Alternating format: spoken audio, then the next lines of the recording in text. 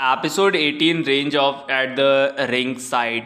Episode की starting में हमें देखने को मिलता है कि उराहारा वहाँ पर खड़े होते हैं एंड इन लोगों ने अभी फर्स्ट एड स्टेशन को या फिर कहूँ सभी लोगों को एक साथ कॉल करके, जो कि स्क्वाड कैप्टन 11 जराकी को कॉल किया जाता है, जो कि कनेक्ट नहीं होता।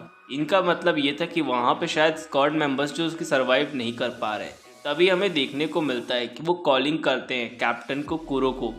कैप्टन कुरुतो जो होते हैं वो बात कर रहे होते हैं एंड इसके बाद सभी लोगों को कॉल में कनेक्ट किया जाता है। एंड इसके बाद यहाँ पर पता चलता है कि 30% लोग ही उनके कॉल का जवाब देते हैं, जिसमें से एक स्क्वाड 5 बैरक्स भी होते हैं। एंड इसके बाद हमें देखने को मिलता है कि काफ़ी सारे लोग जो आसपास होते हैं उन्हें एक जगह रीयूनाइट का ऑर्डर दिया जाता है, वो चाहे स्क्वाड 13 से हो या फिर किसी और तरीके से। वहीं दूसरी तरफ हमें देखने को मिलता है एक छोटे से बच्चे को, जो कि बार बार अपने मास्टर को मिस्टर्स मिस्टर्स बोलते हुए पावरफुल कर देता है एंड सुपर स्टार भी बोलता है। वहीं पर हमें देखने को मिलता है कि यहाँ पे 2 लोग खड़े हैं एंड ये कैप्टन होते हैं। जहाँ पे जो मिस्टर्स होता है वो कहता है कि तुम ऑर्डिनरी पर्सन नहीं हो जिन्होंने मेरे अटैक को रोका है अपने सिर्फ पैर से। यहाँ पर वो बताता है कि हमारा नाम है मास्कड मस्कुलिन। खैर यहाँ पर ये नाम तो पहले नहीं बताता लेकिन लास्ट में बताता है। Back to the topic. यहाँ पर हमें देखने को मिलता है कि इन दोनों ने अपनी अपनी बैंकाई का यूज़ कर रहे हैं एंड अपनी बैंकाई का यूज़ करने के बाद हमें देखने को मिलता है कि जो मास्टर होते हैं वो अपनी बैंकाई का यूज़ करते हैं। वो देखते हैं कि यहाँ पर ये जो बंदा है जो कि मास्क मस्कुलाइन है वो उसके ऊपर प्रहार करता है, जिस पर वो कहता है कि तुम इडियट हो जो कि मुझ पर इस तरीके से अटैक कर रहे हो। एंड इन सब चीज़ों को देखते हुए उन्हें एक पंच मारते हैं, जिससे मास्क मस्कुलिन जो होता है वो बैठ जाता है ज़मीन पर और उसे बहुत गंदा वाला मुक्का मारा जाता है।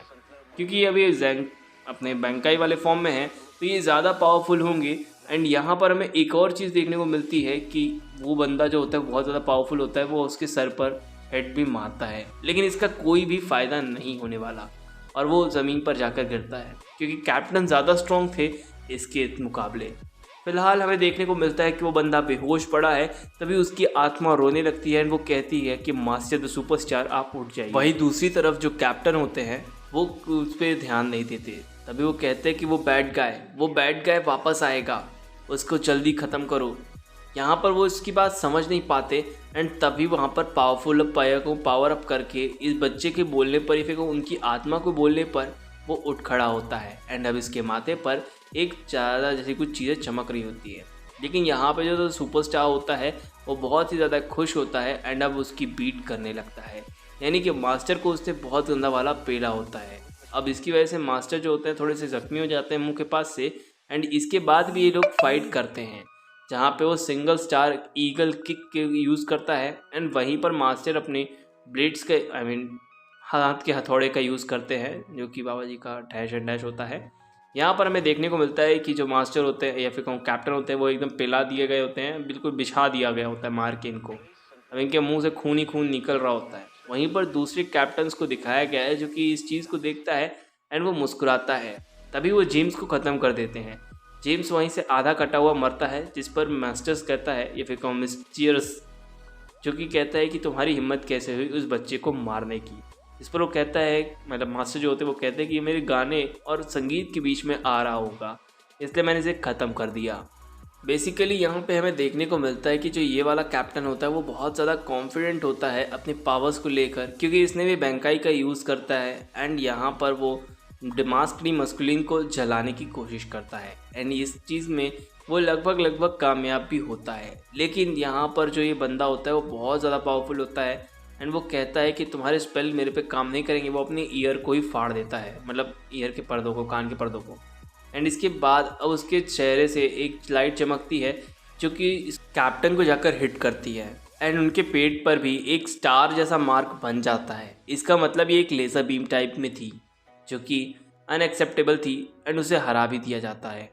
हमें उम्मीद नहीं थी कि ये इस तरह की पावर का भी यूज़ कर सकता है। खैर दूसरी तरफ हमें देखने को मिलता है कि वहाँ पे रेंजी आ जाता है एंड वो रेंजी और उसी के साथ रुकिया भी आती है, जहाँ पे रेंजी ऑर्डर देता है रुकिया को कि इन दोनों कैप्टन्स को लेकर जाओ यहाँ से एंड जो और भी लोग ज़ख्मी हैं उन्हें भी लेकर जाओ। जिस पर वो कहता है कि तुम थोड़े अलग हो लेकिन कचरे ही हो, आखिरकार मैं तुम्हें हरा दूंगा, तुम एक विलन ही तो हो आखिर। जिस पर वो बच्चा वापस से चिल्लाने लगता है और हमें पता चलता है कि वो वापस से सुपरस्टार बोलता है, जिसकी वजह से वो खुद को वापस से रीहील कर लेता है। रेंजी इस बात को समझ जाता है एंड तुरंत ही उस बच्चे की गर्दन ही उड़ा देता है, इस चीज़ को देखते हुए कि ये बच्चा अब फाइनली मर गया। लेकिन ऐसा कुछ भी नहीं था। यहाँ पे हमें देखने को मिलता है कि जिस पर वो व्यक्ति चिल्लाता भी है एंड रूकिया को किसी तरह की एनर्जी भी सेंस होती है।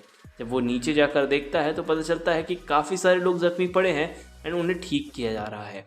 आफ्टर ऑल यहाँ पर एक चीज़ और देखने को मिलती है कि जो ये मास्टर होता है या फिर कहूँ ये जो बंदा होता है, उसके पेट को फाड़ देता है रेंजी अपने ही एक स्वॉर्ड से, मतलब एक ही बार में।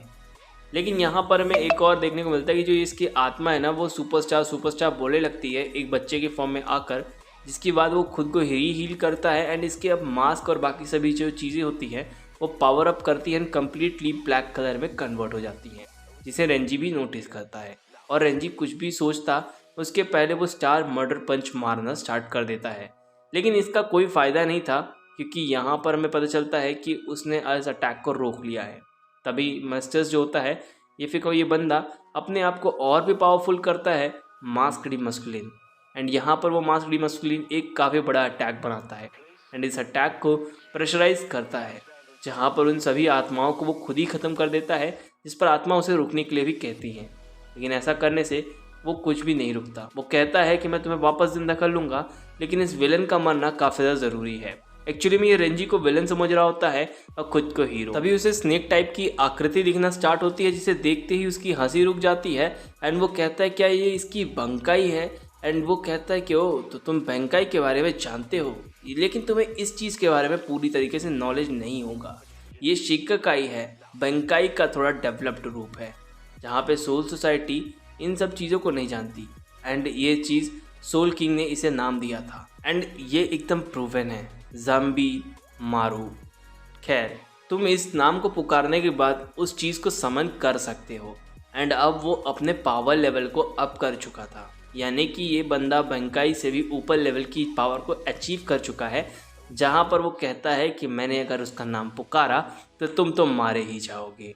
ये सब कहने के बाद जो मिस्ट्रेस होता है या फिर कहो ये जो बंदा होता है मास्कड मस्कुलिन, वो कहता है कि तुम इस चीज़ के लिए पे करोगे क्योंकि मैंने तुम्हें मारने के चक्कर में अपनी आत्माओं को भी ख़त्म कर दिया।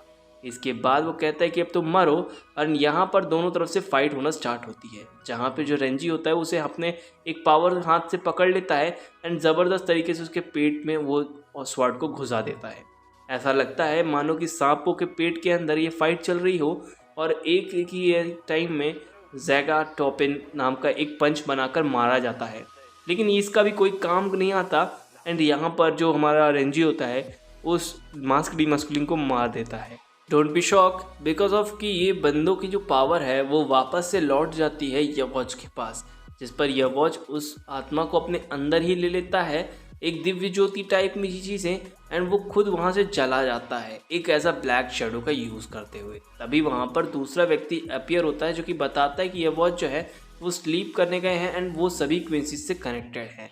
ये सारी बातें वो उसे बताते हैं, वो ये कहते हैं कि मुझे पता है कि तुम्हें ऑलरेडी सब कुछ पता ही होगा क्योंकि तुम भी उनके साथ कनेक्टेड ही हो और इसमें कोई शक नहीं।